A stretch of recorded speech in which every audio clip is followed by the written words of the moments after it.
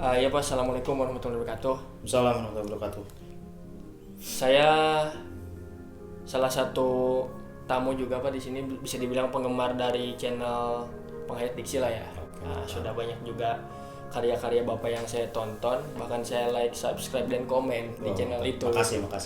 Salah satunya ya tentang puisi dan Iya. musik gitu. Tapi ada satu hal yang mungkin menjadi ketertarikan sendiri bagi saya, ingin ngobrol lebih jauh gitu Pak, terkait isu yang sedang banyak dibicarakan banyak orang di Indonesia saat ini. Nah, karena sebelumnya saya gandrung juga terhadap pendidikan, dan isu ini mungkin ada keterkaitannya dengan lingkungan pendidikan ya. Jadi merasa risih aja gitu Pak, merasa risih, resah, dan belum menemukan arah solusi yang lebih baik untuk generasi-generasi saya dan kawan-kawan ataupun di bawah saya di masa yang mendatang gitu Pak. Nah, isu ini mungkin Bapak juga sudah tahu ya Pak ya, di beberapa media online maupun televisi sudah diberitahu ke khalayak umum, yaitu tentang pelecehan seksual di kampus. Ya. Yang terbaru itu ada di Universitas Unri ya.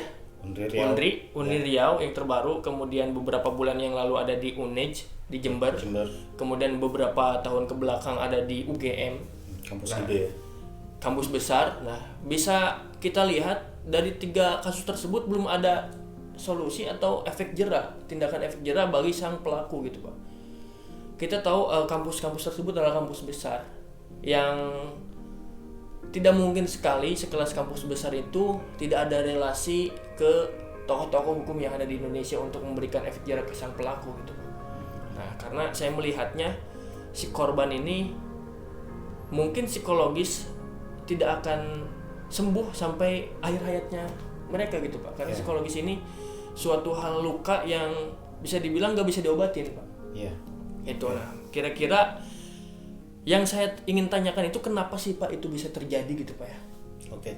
Di kampus lagi Pak. Ya, makasih ya Nugi ya. Siap. Udah mampir ke channel dan ya kita ngobrol kali ya. Ngobrol aja Pak. Saya bukan berarti narasumber atau apa, enggak, kita sharing aja Kita mungkin sharing, ya. okay. Saya yakin Nugi juga punya perspektif, punya pandangan tertentu terkait dengan kasus itu.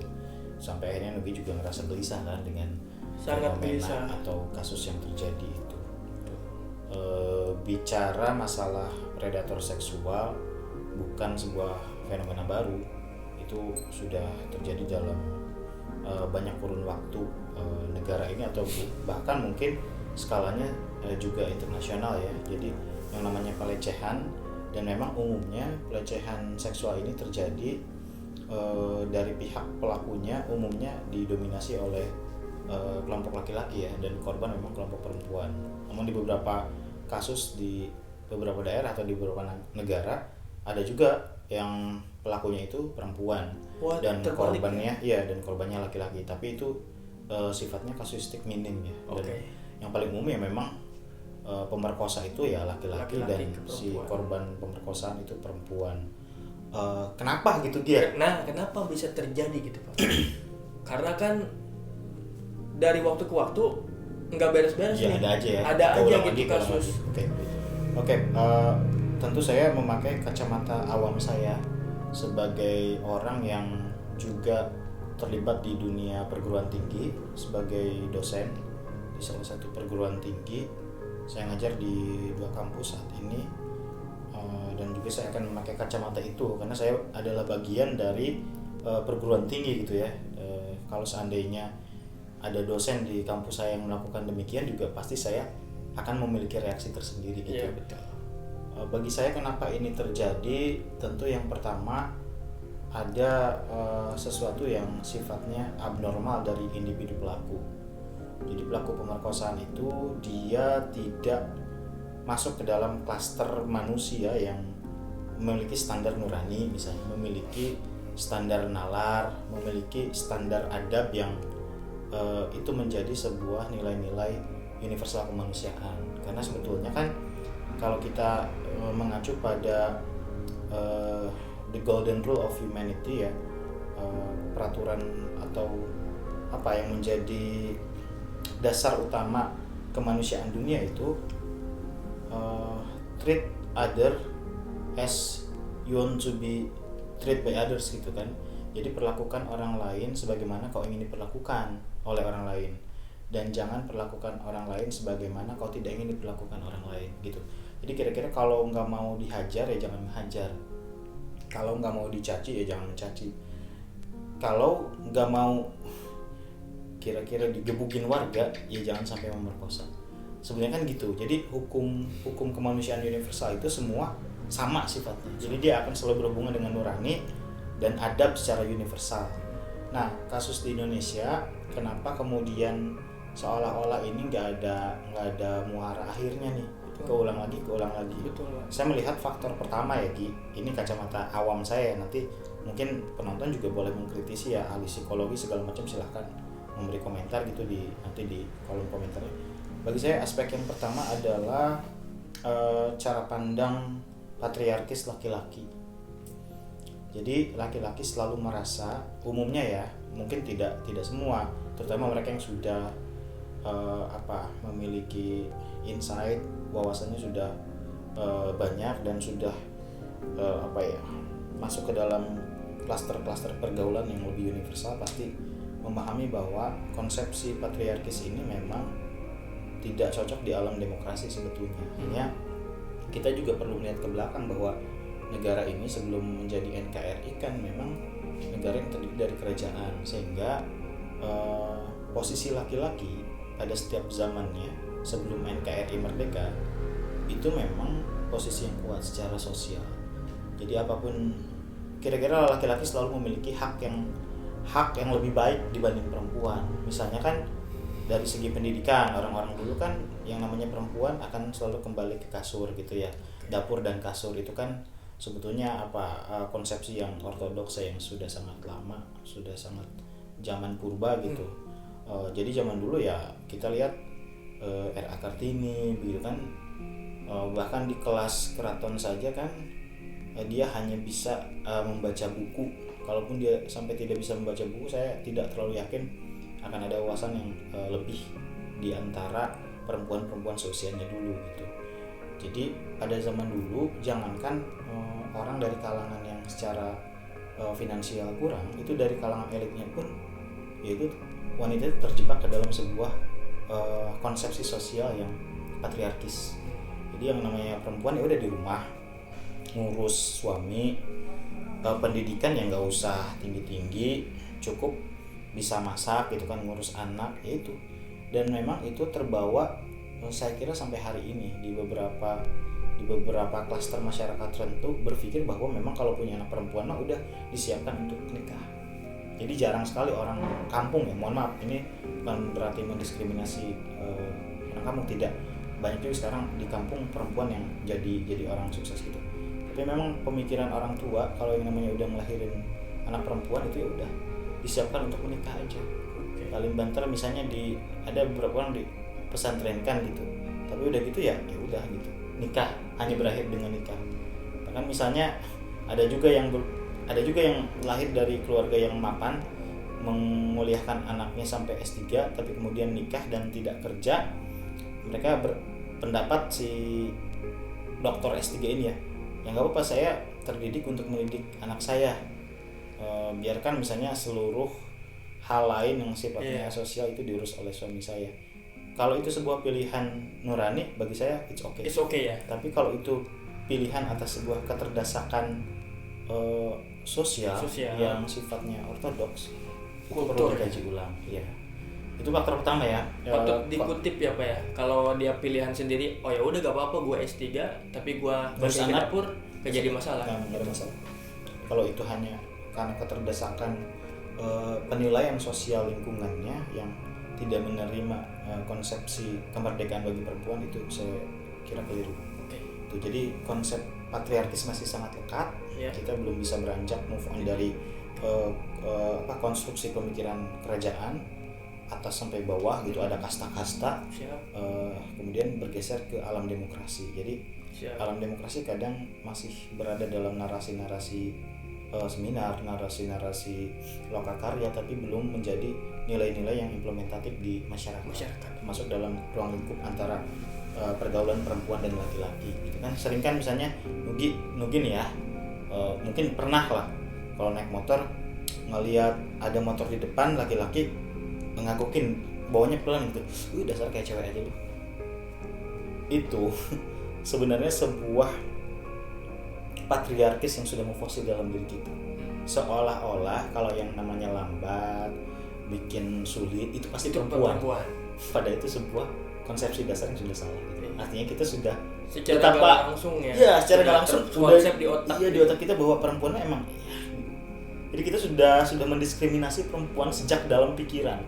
Itulah bangunan yang memang harus kita pecahkan, bangunan imperium patriarkis yang harus kita pecahkan dan harus berani kita ubah gitu. Yang kedua, dari faktor perempuannya sendiri. Kenapa tuh Pak?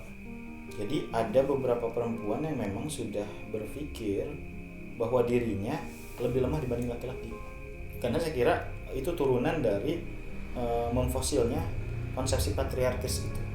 Jadi perempuan selalu berpikir bahwa ya udahlah, namanya juga aku perempuan, ya mau gimana lagi. Sehingga korban-korban pemerkosaan itu merasa takut untuk kemudian berbicara, dia dilecehkan baik verbal maupun langsung ke dalam attacking physically gitu ya, serangan fisik. Itu mereka merasa malu, merasa takut, terutama kalau saya diperkosa terus saya bilang ibu saya, jangan-jangan nanti saya yang disalahkan karena saya nggak bisa menjaga misalnya pakaian saya, tidak bisa menjaga sikap saya. Padahal mungkin dalam banyak kasus perempuan-perempuan yang diperkosa juga bahkan mungkin banyak yang berpakaian normal, bahkan tertutup, tidak mengundang birahi laki-laki, dan memang masalahnya hanya ada dalam si laki-laki itu yang otaknya kotor. Iya, dan itu kadang tidak mau diterima oleh publik gitu, bahwa ya itulah patriarkis tadi. Jadinya perempuan itu ya salah lagi, salahnya tetap aja ada di perempuan gitu. Itu yang kedua, patriarkis dan pemikiran perempuan yang juga akhirnya terbawa merasa dirinya lemah dan tidak sejajar dalam lingkup sosial dengan laki-laki. Gini deh contohnya, saya pernah ngisi di beberapa seminar pengaruh utamaan gender. Yang saya bingung sejak awal adalah hampir semua pembicaranya laki-laki. Dari situ saya sudah menunjukkan paradoks ya, kontras ya. Judulnya pelatihan pengaruh lokakarya pengaruh utamaan gender. Dari situ nanti pesertanya memang perempuan semua. Nanti rencana tindak lanjut di akhirnya itu membuat program-program pemberdayaan untuk perempuan di masing-masing wilayah. Nah, dari sisi teknisnya itu yang pembicara semua laki-laki. Bagaimana kemudian seorang laki-laki bisa menggunakan kacamata perempuan patriarkisnya untuk merasakan posisi perempuan. Nah, saya rasa 100% nggak akan 100% sih bisa sulit. Ya paling mengatakan itu. Ya paling saya aja saat itu kan berkutat dengan sebuah literasi kan, dari berbagai riset, dari berbagai jurnal, itu yang kemudian dikemukakan sebagai sebuah gambaran bahwa ini loh perempuan di Indonesia hari ini ya seperti ini. Apalagi saat itu konteksnya di Bogor seperti ini. Hanya bisa memaparkan itu, tidak lebih jauh. Karena saya sadar diri ada batasannya. Saya tidak mungkin menjadi Anda sebagai perempuan, nggak mungkin. Itu sudah kodrat. Jadi seharusnya memang acara itu pun sudah cacat sebetulnya. Secara teknis, secara konsep, secara substansi ya. Sudah teknis gitu. Kan sebenarnya kalau pembicaranya perempuan saja, mungkin interaksinya akan lebih cair. Betul. Antara si peserta dengan pembicara. Kalau ini kan laki-laki, kalau seandainya dia ingin kira-kira curhat tentang unsur kelaki-lakian yang dia anggap tidak baik, kan dia takut. Tapi pembicaranya laki-laki, nanti dia kesinggung kan gitu. Iya. Itu. Saat itu saya benar-benar bebaskan, anggap saya sebuah entitas makhluk yang tidak terdikotomis saya laki-laki atau perempuan. Anggap saja saya manusia aja, belum masuk embel-embel laki-laki atau perempuan. Sehingga mereka memiliki kemerdekaan untuk mengkritisi, memiliki kemerdekaan untuk memberikan pendapat gitu. Tapi memang saya lihat waktu itu cukup baik, cuman harusnya bisa jauh lebih baik kalau misalnya panelisnya itu banyaknya perempuan ya. Dan atau mereka yang pernah pernah mengalami berbagai macam masalah. Oh kan lebih ini ya, lagi efektif itu lagi akan ya. lebih relate lah dengan peserta gitu gitu. Jadi tadi kan udah disebutin ya, penyebabnya itu memang secara gak langsung ya Pak, itu tumbuh secara dengan sendirinya sehingga terdoktrin, terkonsep, mengakar sampai sekarang. Bahkan nggak menutup kemungkinan orang yang berpendidikan pun masih terdoktrin akan hal itu. Nah, terus bagaimana nih Pak Bapak melihat situasi saat ini dengan kejadian-kejadian yang lalu itu terjadi lagi di era kontemporer modern saat ini? Buku-buku tentang feminisme, tentang kesetaraan gender itu sudah banyak, tapi selalu saja masih terjadi itu. Iya, karena yang pertama, yang elit-elit negara ini masih sangat didominasi oleh pemikiran-pemikiran kolot laki-laki. Misalnya dalam berbagai kelembagaan formal negara, itu rata-rata kalau mau jadi ketua apa, direktur apa, itu terkadang usia itu menjadi salah satu tolok ukur. Bahkan kalau dalam misalnya Nugi aktif ya di organisasi kepemudaan dan lain-lain. Kalau misalnya ada orang yang ingin mengajukan jadi ketua, ada istilah antri dulu dong. Seolah-olah gitu bahwa hidup kita itu ditentukan ke dalam sebuah fase usia. Kalau ente udah usia segini, udah bisa ini, udah bisa ini, baru bisa masuk ke dalam klaster kekuasaan tertentu. Nah itu nggak bisa tuh kalau di negara-negara Amerika gitu, enggak. Jadi kita itu masih di drive ke dalam sebuah unsur-unsur yang sifatnya permukaan, usia, gelar, dan lain sebagainya yang sifatnya yaitu bisa manipulatif. Banyak orang tua yang bersifat kekanak-kanakan, banyak orang tua yang bersifat sangat tertutup, konservatif. Bahkan banyak anak muda yang jauh lebih mapan secara berpikir, jauh lebih kaya secara empiris, secara pengalaman. Itulah bagi saya kenapa kemudian fenomena kasus pelecehan seksual itu masih juga terjadi gitu. Siap. Ini Pak, karena kan saya itu masih resah Pak ya, yang terjadi lagi. Efek yang bisa tersebar luas ke perempuan-perempuan yang melihat kejadian seperti itu, pelecehan seksual di perguruan tinggi, itu bagaimana Pak? Apakah akan jauh berbahaya jika dibiarkan saja? Lalu solusinya tuh seperti apa Pak? Sangat, bagi saya kalau kejadian-kejadian pelecehan seksual dianggap sebagai sebuah tindak pidana biasa dan menjadi sebuah keumuman, maka itu sama saja negara ini sedang mempersiapkan sebuah tsunami kematian mental massal. Jadi secara mental perempuan bisa mati dalam waktu cepat. Dan kerusakan mental sumber daya manusia itu secara otomatis berdampak pada sebuah kerusakan peradaban negara atau bangsa. Jadi bagi saya, kalau ini terus dibiarkan, ini akan menjadi penyakit yang pada akhirnya menjalar ke seluruh tubuh bangsa ini untuk kemudian jatuh gitu. Karena salah satu unsur kekuatan dalam sebuah bangunan peradaban yaitu unsur perempuan. Jadi kita makanya kan gini, misalnya dalam konsepsi politik kita, keterwakilan perempuan di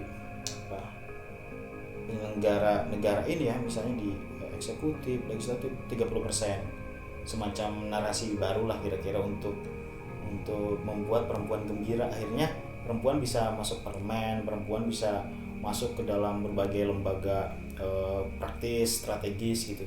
Tapi pada dasarnya yang saya lihat itu hanya sebagai sebuah pemenuhan aja, pemenuhan birokrasi, seolah-olah karena kita penganut demokrasi, di mana negara-negara demokrasi di Amerika segala macam itu sudah memberikan jalan lebar pada perempuan untuk berkarya, memberi gagasan, mengkritik. Kemudian kita juga semacam melatah melakukan itu, tapi tidak dengan paradigma berpikir yang sama dengan orang-orang atau pejabat-pejabat di Amerika.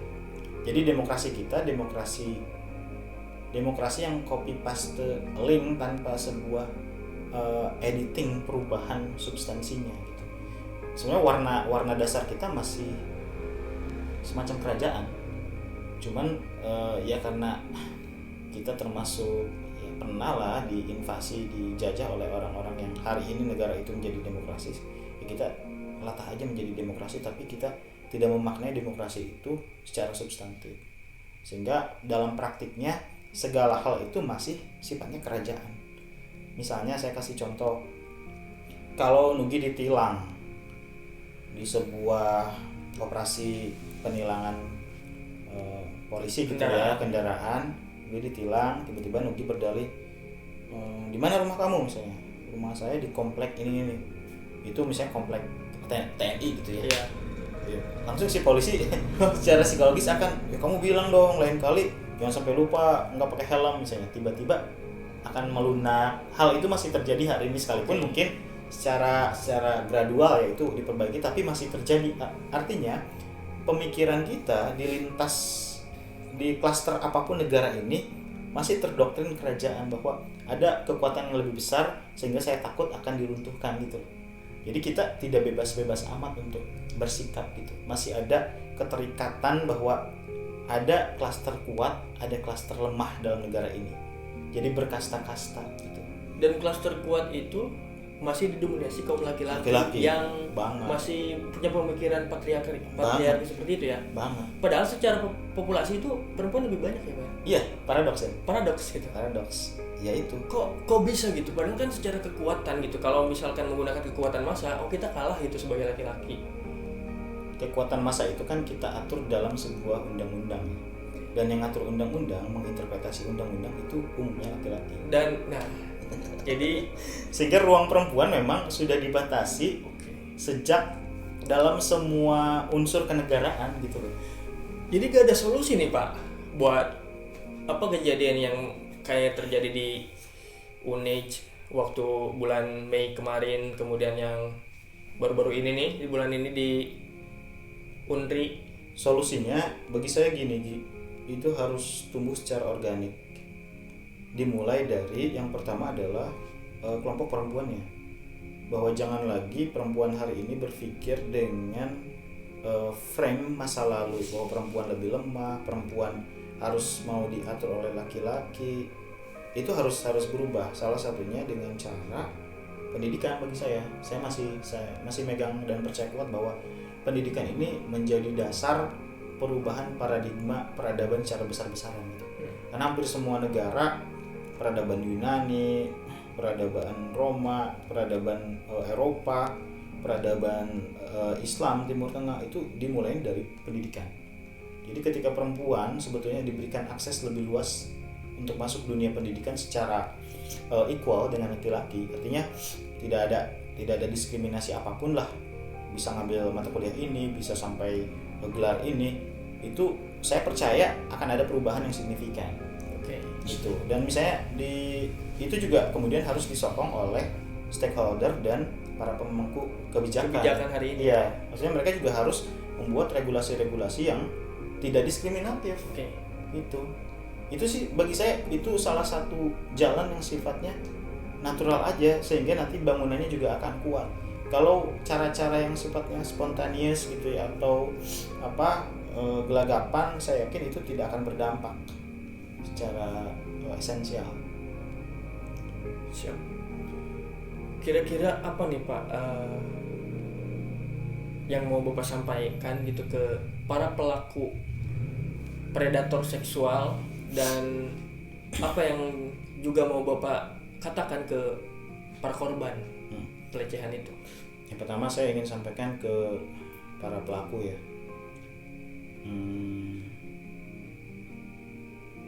saya kira kita dan binatang bedanya kan cuma dua lah ya.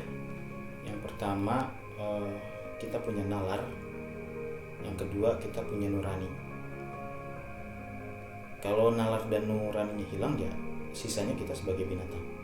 Itulah gambaran diri Anda, maksudnya para pelaku pemerkosaan, bahwa Anda mungkin bahkan jauh lebih rendah dibandingkan anjing, dibandingkan kera, karena memang mereka tidak diberikan piranti atau instrumen khusus oleh Tuhan atau oleh evolusi kesemestaan ini terkait dengan nurani dan nalarnya.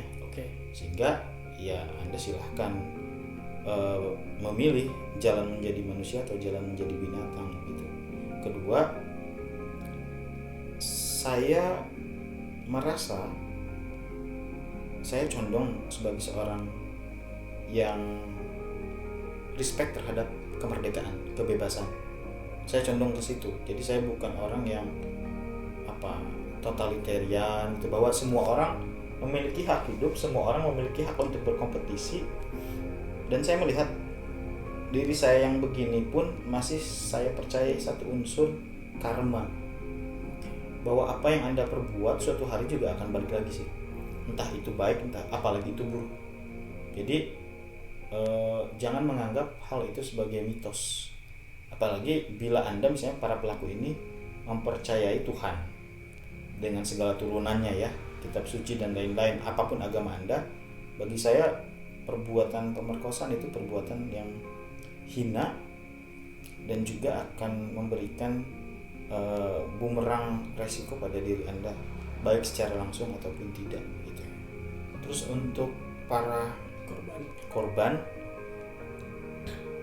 saya kira yang terjadi memang sudah terjadi, namun setelah itu kita masih diberikan opsi memilih untuk melanjutkan hidup itu, tentu ke arah yang jauh lebih baik. Anda yang pertama banget, Anda harus sudah memaafkan diri Anda gitu, terhadap segala penyesalan yang mungkin Anda sesali sebelum kejadian buruk itu menimpa gitu. Jadi penyesalan itu udah harus dimaafkan semua, bahwa diri Anda yang misalnya kurang aware terhadap banyaknya predator di luar, diri Anda yang kemudian mungkin dalam tanda petik cuek gitu dengan kondisi-kondisi sosial tertentu, itu udah harus selesai. Maafkanlah diri Anda, dan Anda harus mulai dari hari dimana Anda sudah berdamai dengan diri Anda, bahwa kehidupan ini masih panjang, masih banyak hal yang bisa menjadi healing ya. Masih ada harapan lah ya Pak. Masih banyak sekali harapan. Jadi jangan sampai memutuskan sesuatu pada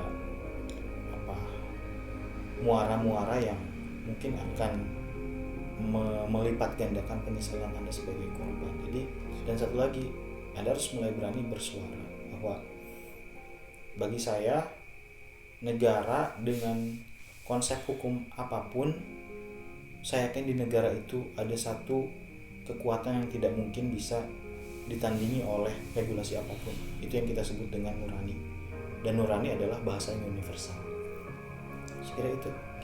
Siapa sangat selain informatif juga sangat menggugahkan motivasi gitu untuk saya pribadi, menjadi bahan diskusi lagi kepada khususnya teman-teman atau rekan-rekan saya di luar sana yang perempuan, agar lebih bisa bersuara lagi di publik dan tidak selalu takut gitu terhadap